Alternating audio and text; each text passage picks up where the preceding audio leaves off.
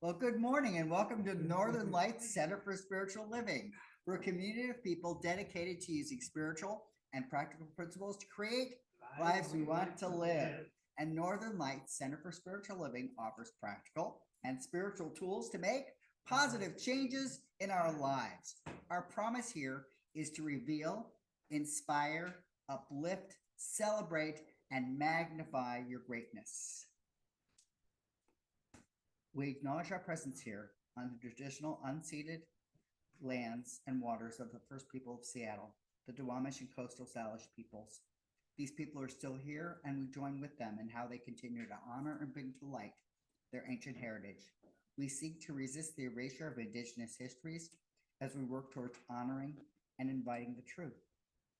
In a similar fashion, we acknowledge how much of what we know in the culture today, including economic growth and development throughout history and across time, has been made possible by the labor of enslaved Africans and their ascendants, who suffered the horrors of transatlantic trafficking, chattel slavery, and Jim Crow.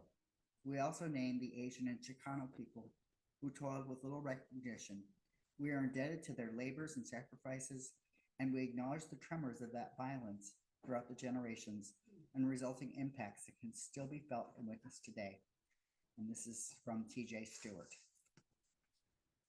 Please join me for our opening song in this very room by Ron and Carol Harris.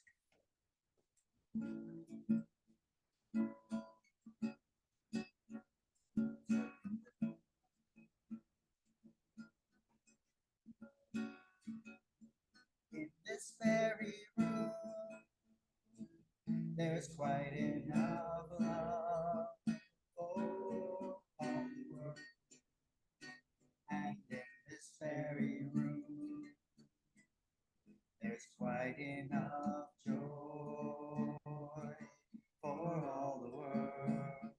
And there's quite enough peace and quite enough power to walk through our every fear.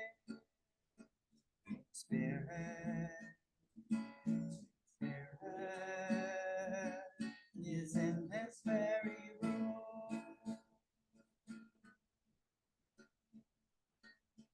In this very room.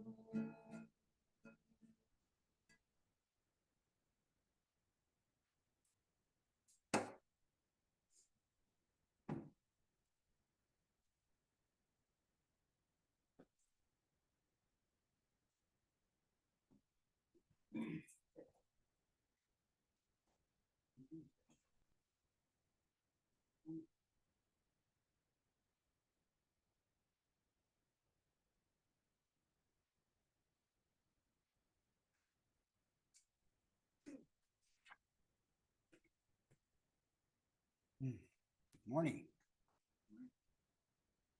And welcome to the final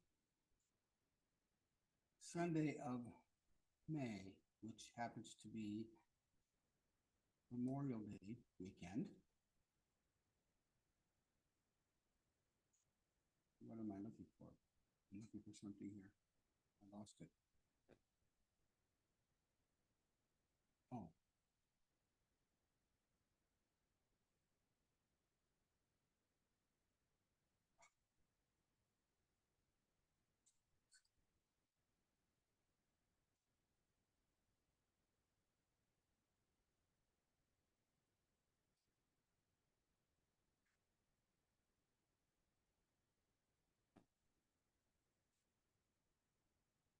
This morning, I just want to invite ourselves to each of us to try to get as comfortable as you can in your chair, or you're sitting on a couch, wherever you're positioned. Allow yourself to be comfortable, as comfortable as you can be.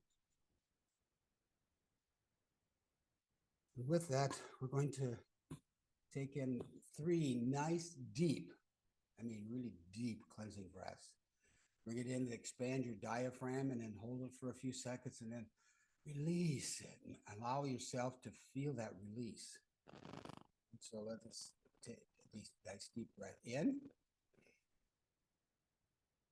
and release.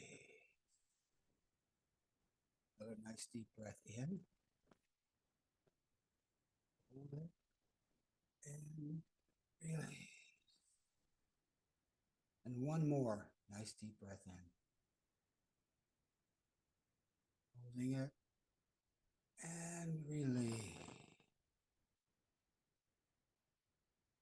And as we allow ourselves to release anything that came before this moment, any worries, woes, frustrations, any traffic, any situations that would disrupt our serenity, and allow ourselves to be still and be centered in this moment, to be present right here, right now. Everything before and everything after this moment, just let it be.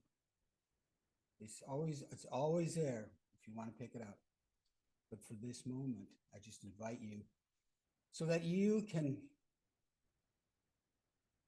just allow yourself to be still.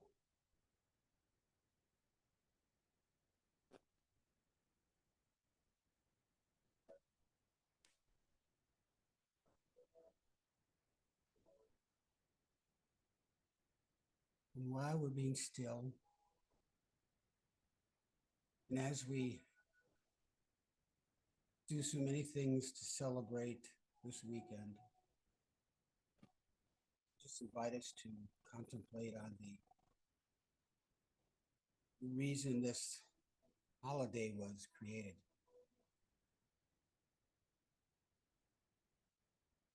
In essence, it wasn't created of joy and picnics and all these other fun type things. It was created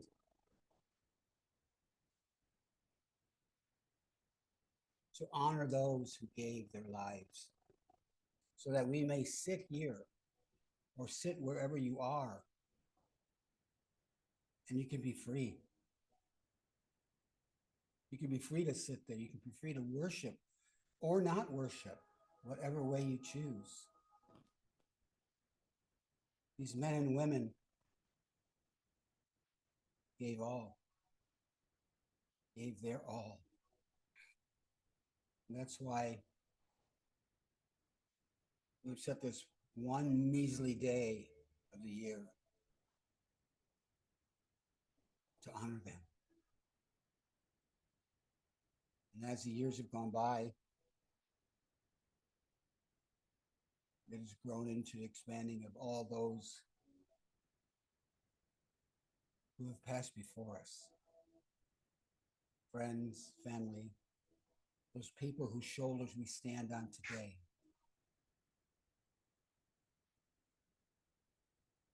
So let's just take a moment to honor our fallen and all those who've passed on, for they will always live in our hearts.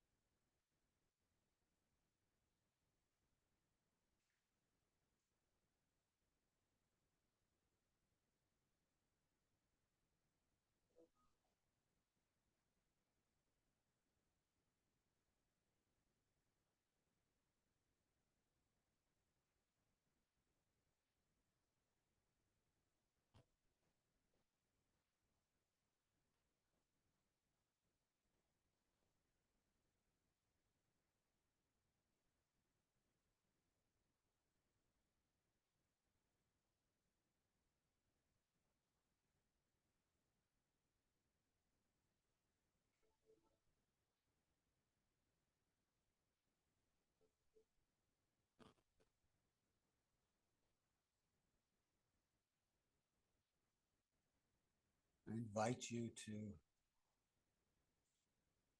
carry this with you through the weekend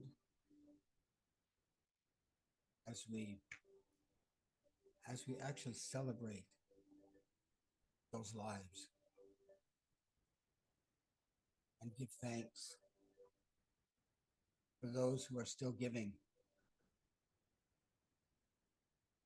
so that we might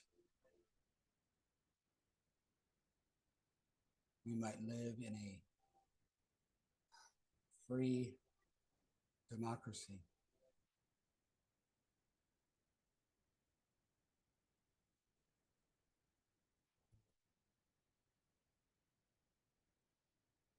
So with that,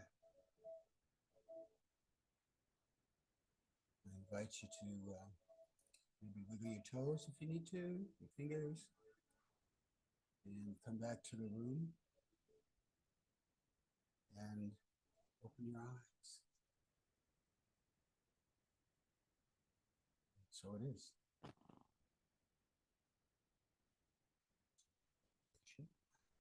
Declaration. We will say this 3 times through.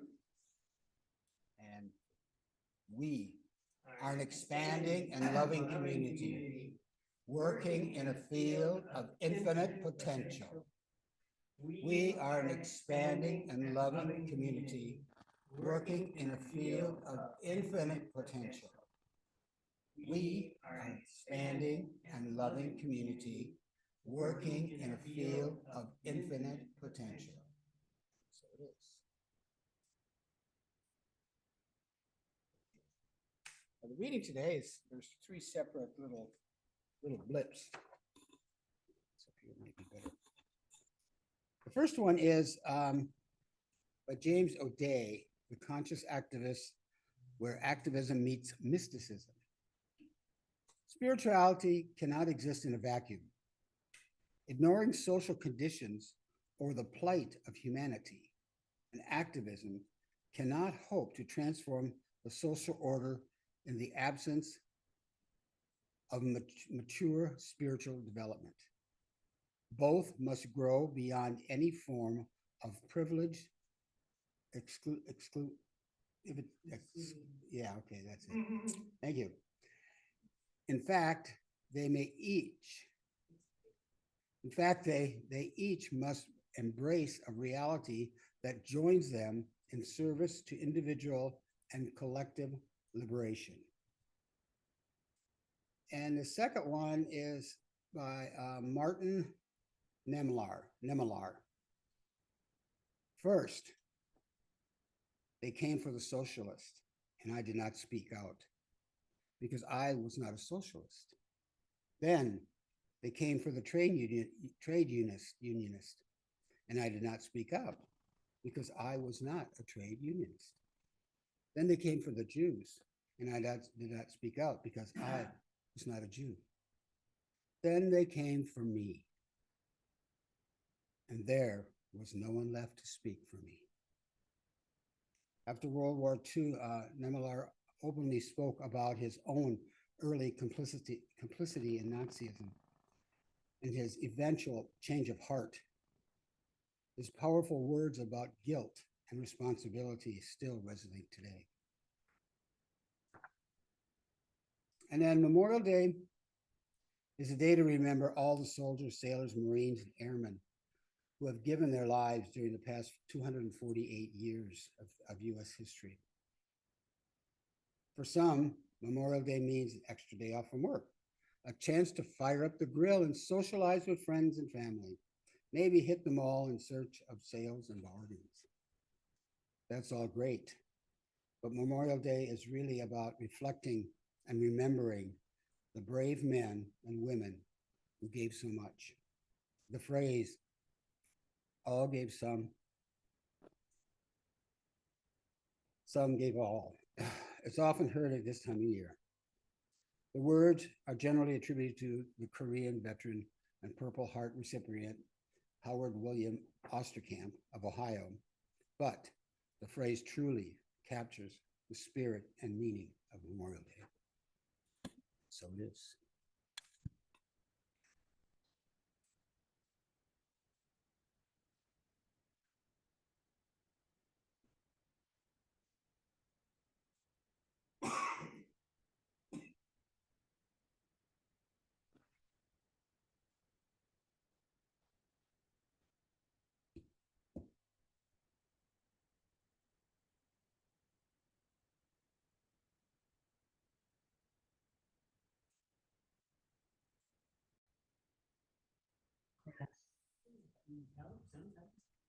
So I showed that video because the song is about the risks of speaking out. And the song is about that in the midst of speaking out, feelings may be hurt. And it may be fearsome to try to speak out. Today's title is Breaking Silence, Freedom for One and for All. There are so many things that can hold us into being silent. Now, most of us have that image of, a baby is born and you give it a whack to get the baby kind of started. The cry lets you know that the respiratory system is working.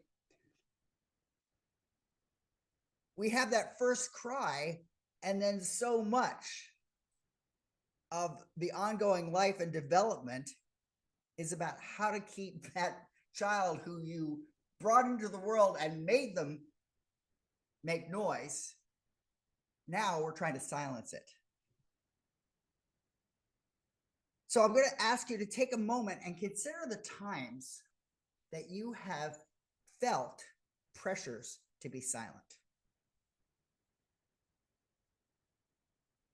And as you become present to that, just notice, is there a spot in your body that either tightens or feels easier, more relaxed? My suspicion is that for most people, that notion of being told to be silent, that notion of shut up, isn't one that generates a great sense of ease. Now, while silence in and of itself may bring greater ease and an experience of ease, the holding in our voice, the holding in what we have to say, can feel very constricting. One of the things that happened with the science of mind is that notion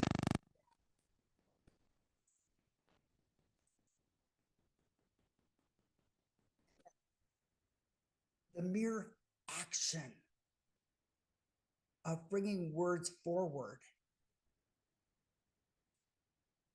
is one of the most powerful actions that we can practice. But it isn't just speaking for the sake of having our voices heard. I would suspect most people have been around people who just adore the sound of their voice.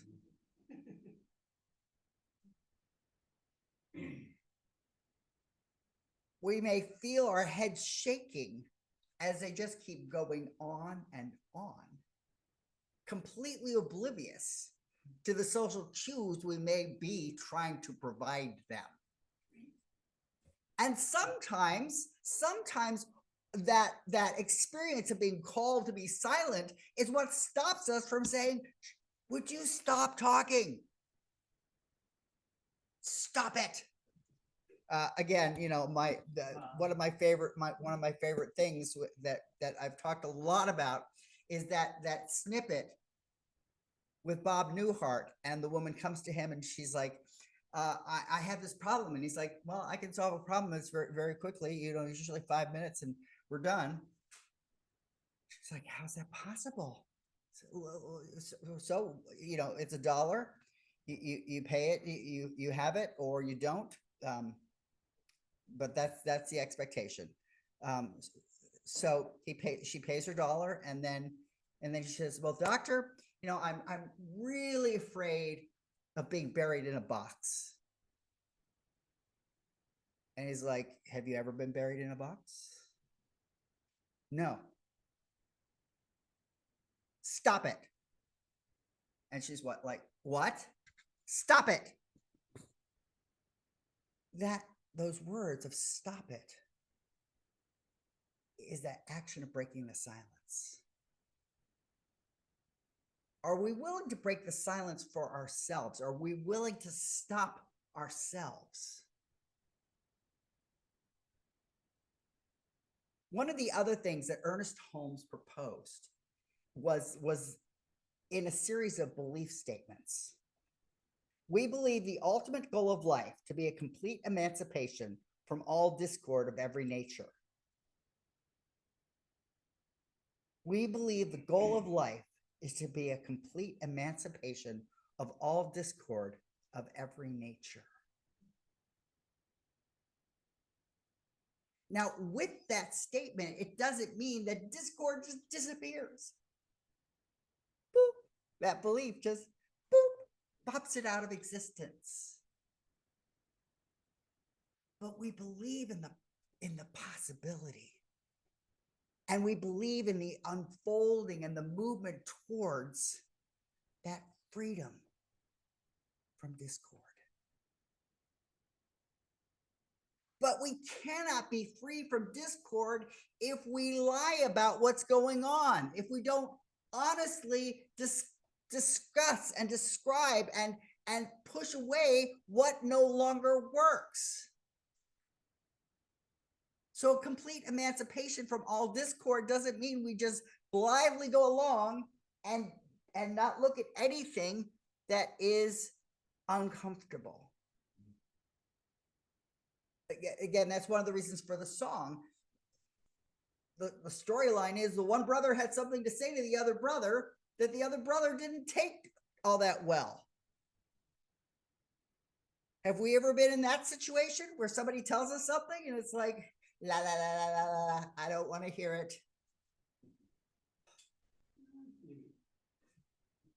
We may find that it's that those experiences when we have that flash of self-discovery. Oh, I should do this. There's just that joy that comes with that self-discovery. It's not the same experience when someone says, you know, you do this. And you know, it could be a problem. I don't know too many people that love being told that we're a problem or that we're engaged in a problem, we're doing a problem.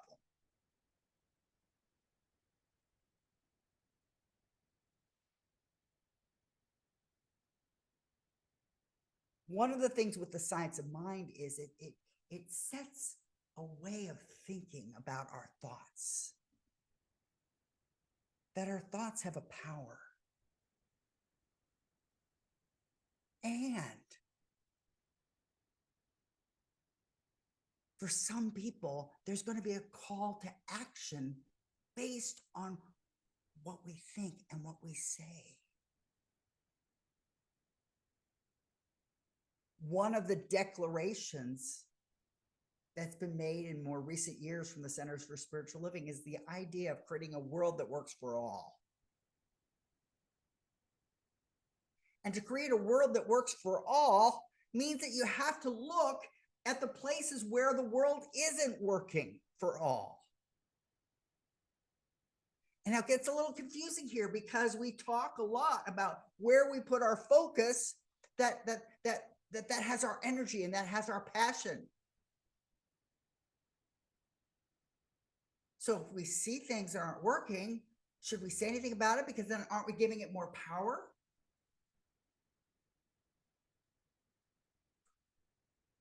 That can be one of the barriers, a thing that stops us from speaking out. Well, I'm scared if I say anything, I'll just be making it worse. So if I just don't say anything about it, maybe it'll just go away on its own.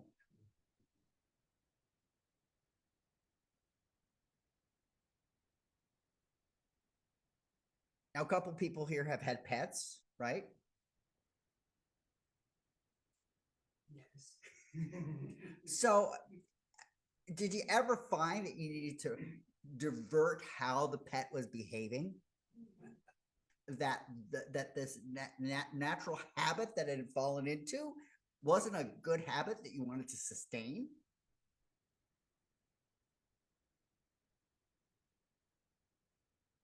One of the barriers to speaking out and for trying to make change is we want to be nice.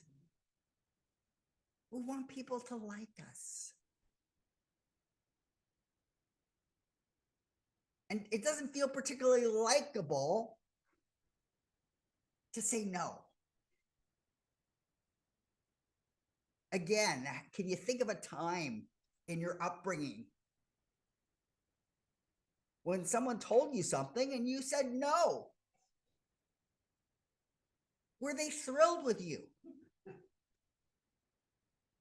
I mean, we often characterize little children who emerge into that no. We don't call it the triumphant twos, we call it the terrible twos. We don't say, look at them gaining their independence. Isn't this beautiful? Isn't this amazing that their own little minds are following their own little paths? And they're on their way to independence. Hallelujah. I have yet to hear a single parent ever describe it in that way.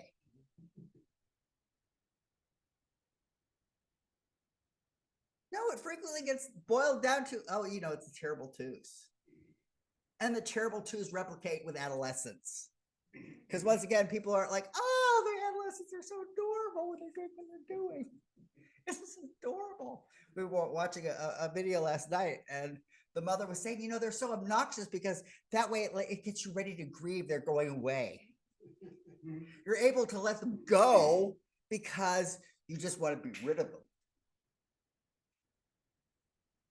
That independence, one of the barriers to speaking out about it is that we're afraid to say no. We're afraid that it will disconnect us. We're afraid that we won't stay in relationship. We're afraid that we won't be able to reorient the relationship.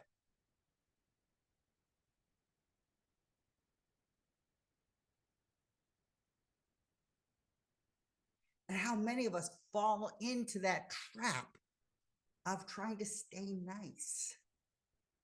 How many of us have stayed in jobs, stayed in relationships, even stayed just in places that really weren't working for us, but it was just easier?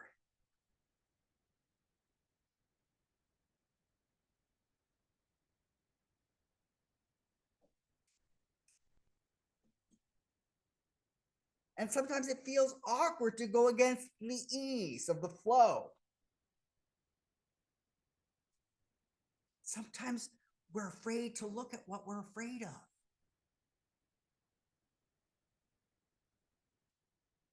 Because if we look at it, maybe it'll be bigger than we imagined.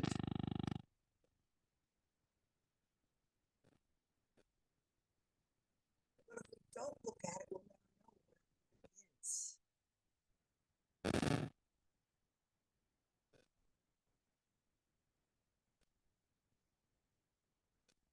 Speaking up, we move the world in two directions. Not only do we move things forward for ourselves as individuals, we move things forward for the larger world.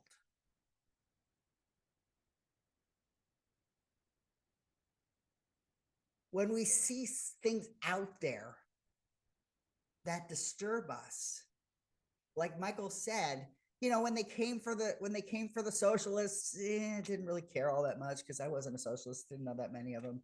When they came for the trade unionists, at each step, it's like the notion of, we've heard about you put the frog in the pot of cold water and then you put the pot on the stove and you raise the temperature slowly and the frog just stays in the water. The same metaphor as when you bond a little baby elephant to a post, and the baby elephant can't move, and it's trained so that even when it's a giant elephant, it's still this post that the elephant ripped it out. It wouldn't be all that hard.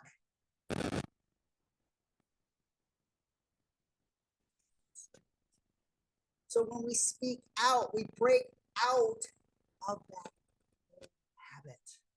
We break out of that pattern.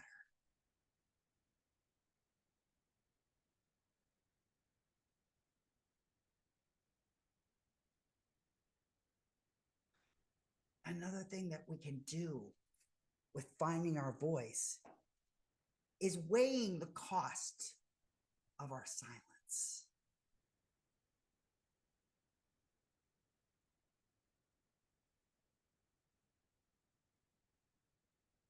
We can be thinking about how this pattern, this relationship we're in, may be harmful.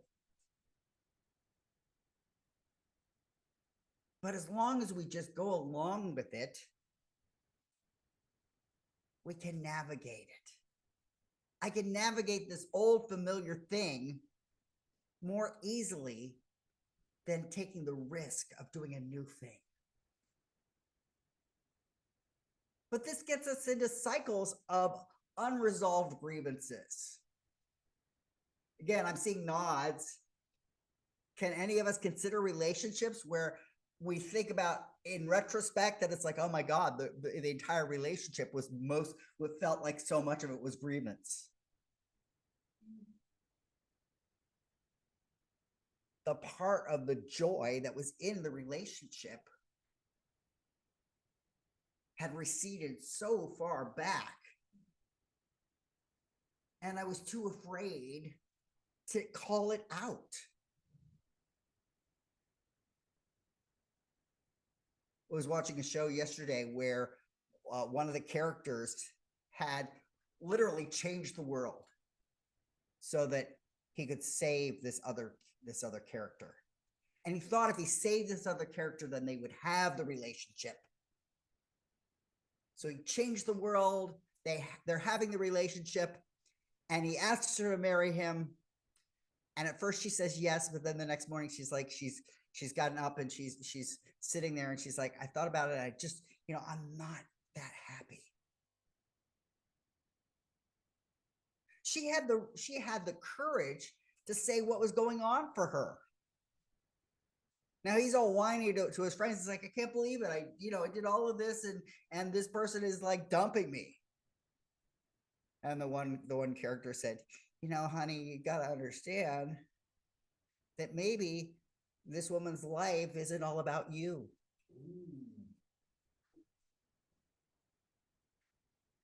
Maybe your contribution to her will help build her life into something remarkable that has nothing to do with you.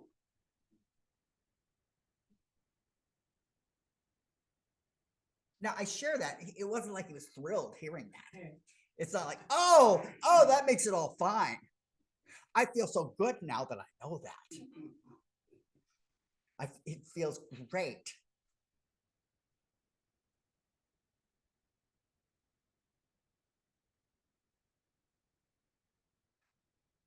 Breaking through those grievances can only happen if we name that there's a grievance even happening. If we don't say that something is troubling us, then how does anybody know not to do it? Now, the only caveat, I will take a step back here and say, there are some things where it's got to be kind of obvious.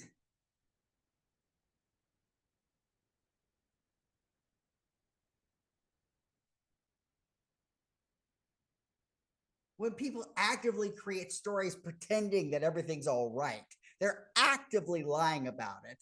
It's a pretty good cue that they know that they're contributing to harm.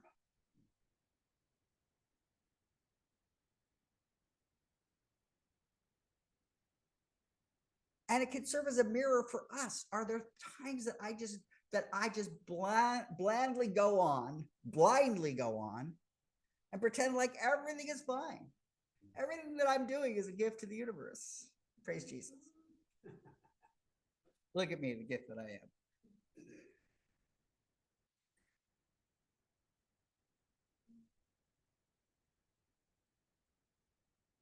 And we've all known that thing, that experience of, didn't you know what I wanted? Wasn't it clear? How is it that you didn't read? If you just had known me, you would know what I needed. The silence is serving no one. And that whiny notion that somebody should be able to read our minds is just infantile. Treating others like a parent to an infant that doesn't have language, whose only way of communicating is to cry or laugh. And we've got so many more words than crying and laughing. We've got so much more capacity.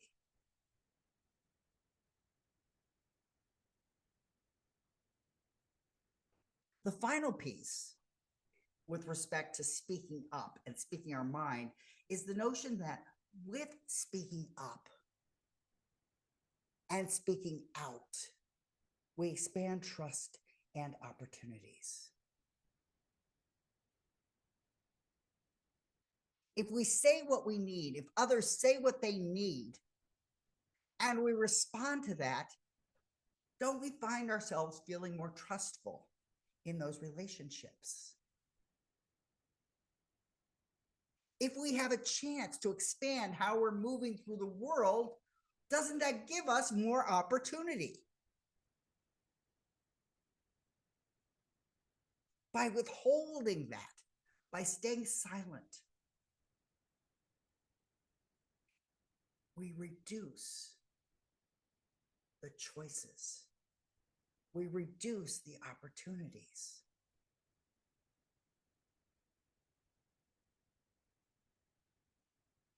One of the stories that I want to lean into a little bit here is, I don't know if anybody's familiar with the movie Free Guy.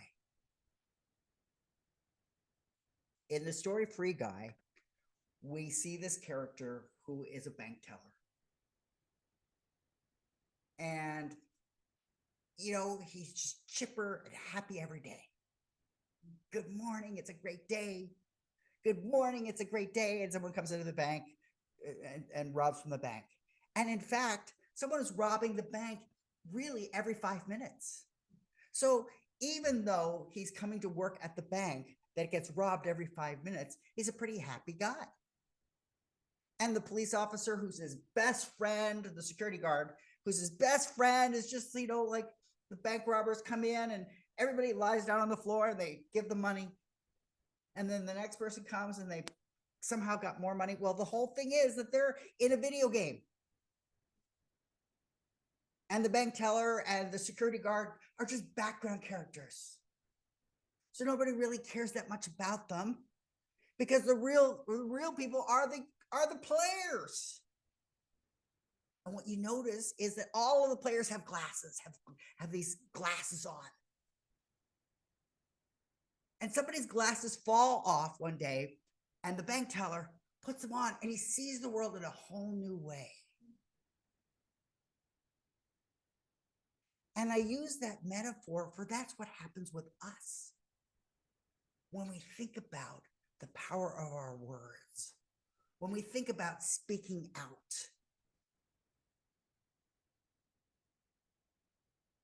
There's an archetype of the child,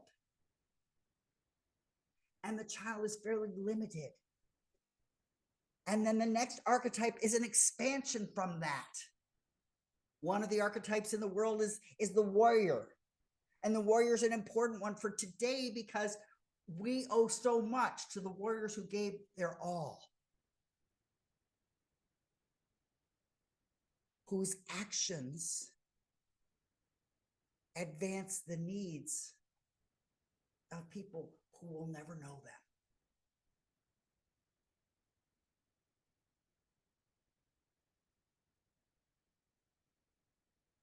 In the movie Free Guy,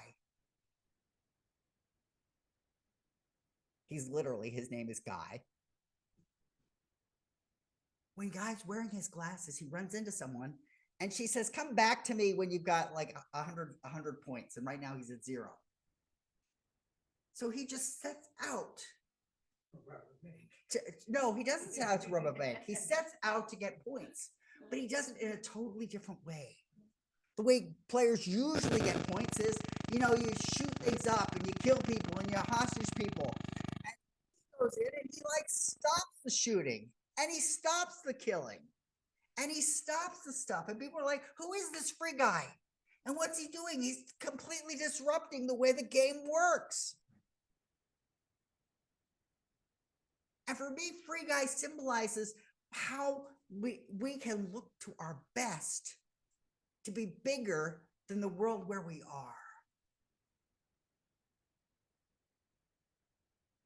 People talk about free guy and start behaving like free guy. The person in charge of the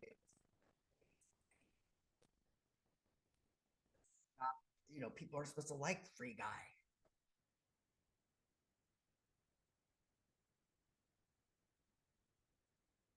Sometimes speaking out and going against the grain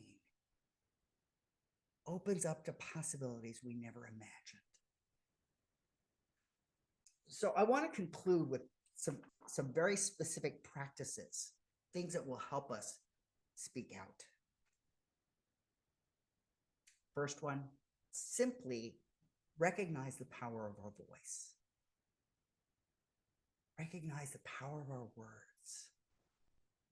So when we speak thoughtfully, speak deliberately, speak intentionally, knowing that they shape and change the world.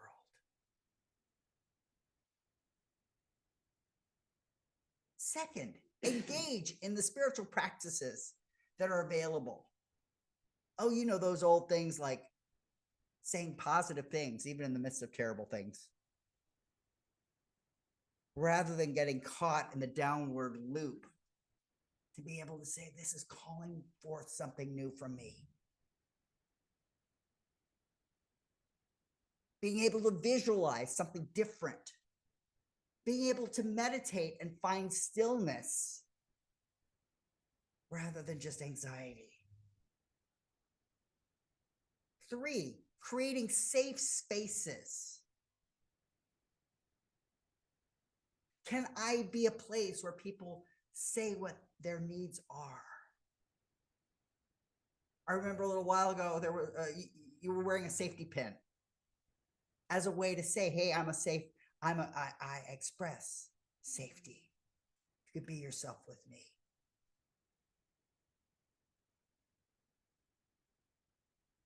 How do we let people know that they're safe in our presence? Advocate for change. When we see things that we don't like, look at why we don't like it. Look at what fears it's eliciting and what is it that we want in its place. So this isn't just about tearing down stuff we don't like. It's about building up what it is we do want. And finally, this won't come as a surprise. Just keep on going on. Be resilient. Be persistent. You get knocked down, get up.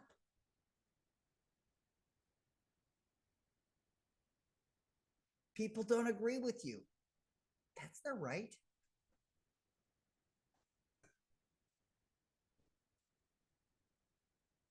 We don't have to try to bend ourselves into pretzels to be always likable. I had a principal I worked with, and it was so hard working with them because they were always saying yes to everybody. So by saying yes to everybody was completely dissatisfied. Oh, yes, I'll make sure the school psychologist does all of those assessments. And then I go in and I say, some of those assessments are really stupid.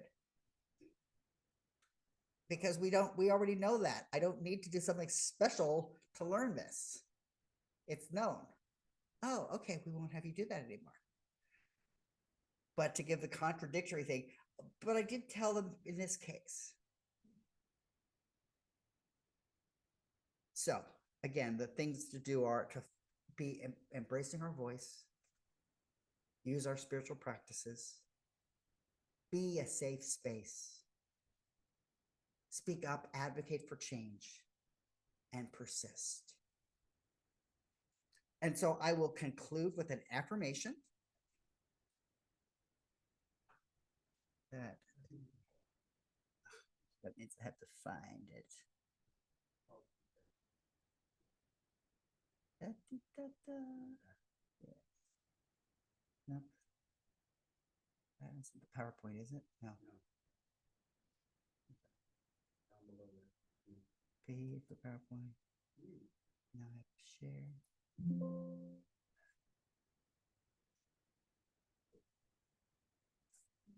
that was helpful.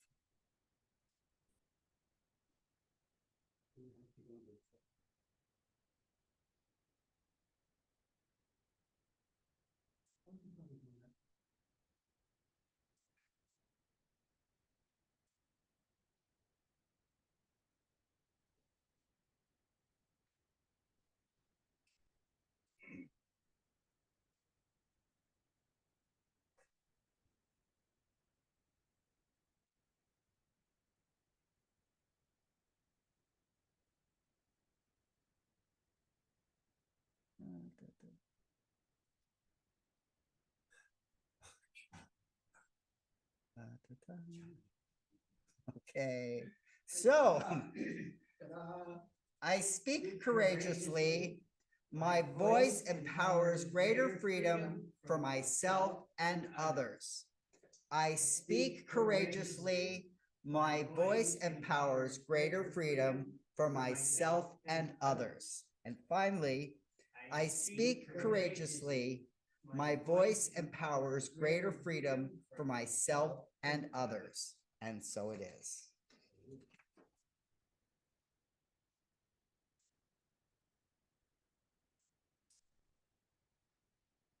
Want this to stop the recording? Yeah.